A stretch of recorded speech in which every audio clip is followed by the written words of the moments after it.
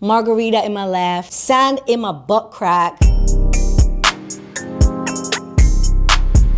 Hey Notion, what's up? It's your girl Jyoty, and today I'm shooting my print cover. Which track is currently doing the damage in your sets at the moment? I'm gonna be one of those people who's gonna say, it's not our own song, but it actually is. I made this instrumental last year and I named it Poppers. We're not gonna get into why. At the moment it's just an instrumental, but lately I've been playing it with the a cappella of Charlie XCX's Von Dutch, and it goes off everywhere I play it, late night in the club or afternoons at festivals. Like, now I know what I need to do with the actual vocals. What's your preset ritual? Food, drink, people, vibes, etc. My preset ritual is actually really basic because one, I'm type 1 diabetic. So legit, it's always checking my blood sugar and taking my insulin if it's a little bit too high. And I do this thing where I always kind of sneak off to the toilet for a couple minutes because especially if it's in an environment that's really busy, I'm really loud and I'm really extroverted. But I am that way because I know when, like, I have to be sometimes, but I can exhaust myself really easily. And especially when there are big shows and there's lots of people backstage, I have a habit of locking myself in a toilet, a couple minutes, and just take some deep breaths or just scroll my phone and decompress right before I go out.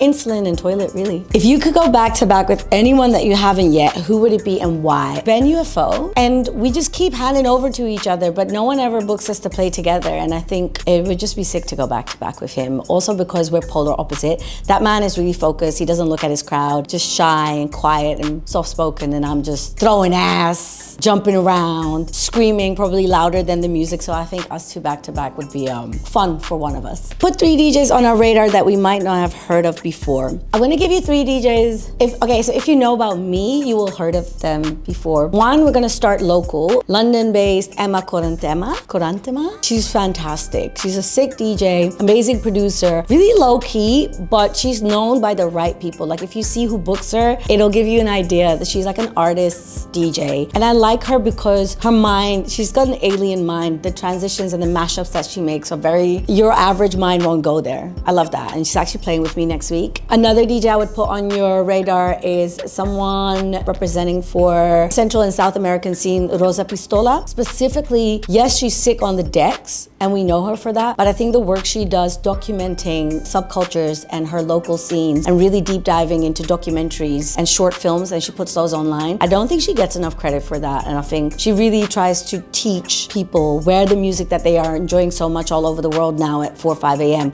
where it actually is rooted, what it's rooted in, and the people it comes from. So I think she should be on everyone's radar. Third one, my baby from Sao Paulo, RHR. It goes without saying, the hottest producer and DJ in the electronic world at the moment. But I will say specifically, if you haven't heard RHR play a dance hall set, which is not what he's known for, I'm gonna put that on your radar, because hearing Ronnie in Sao Paulo at like 7 in the morning in downtown in a little basement doing a dance hall set is heaven. What's one bit of advice you've been given on your journey that's helped you become the artist you are today? It is to never listen to anyone's advice, and I haven't, and now I'm here. So what's one album or artist that changed the way you listen to music? Okay, he's a producer from the Netherlands, super low key. He goes by the name of Delic, D-E-L-I-C. When I was in high school, there was this Dutch rap formation called Opgezwollen. I found out later in life that what drew me so much to their music was the productions. They were very like otherworldly, and it was Delic's productions. And now when I'm in the studio, I always reference him because he's the first person who taught me about textures within sound. So I think he really made me listen to music in a different way. Where would you like to play in the world that you haven't yet? In Punjab, where my roots are. I've been close, played Delhi, but I haven't actually played in Punjab in the villages. I want to see uncles with their rifles, just for lols. It'd be sick to go back to Punjab and play at an event where it just feels like I'm at a wedding, essentially. What's next for Jyoty? Jyoty is kind of removing herself from all the big opportunities that are being offered this year,